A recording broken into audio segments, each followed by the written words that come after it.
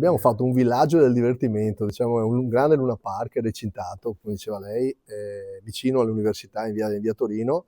dove una delle cose belle è che c'è un'integrazione tra il divertimento per i più piccoli, le giostrine, ma anche eventi, anche cibo, eccetera, con quello dei più grandi, dei più giovani, con concerti la sera, con attrazioni anche di giostre per i più grandi. L'idea è quella di integrare la famiglia, gli anziani, i giovani con luoghi diversi. È molto grande questo posto, per cui insomma l'invito è che davvero Mestre e Marghera saranno presenti, ma insomma io spero e mi auguro che ci siano anche tanti amici di Treviso, di Padova, perché vengano a vedere, perché è veramente un'iniziativa divertente, di carattere metropolitano molto grande ed è tutta recintata, per cui con grande attenzione alla sicurezza, è gratuito l'ingresso, però insomma ci sono concerti, tutto quello che c'è è tutto gratis, però è dato con l'idea di creare una comunità, cui si può mangiare, bere, divertirsi,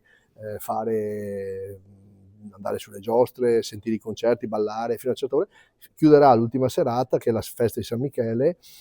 con un concerto di Battista Coco e i fuochi d'artificio.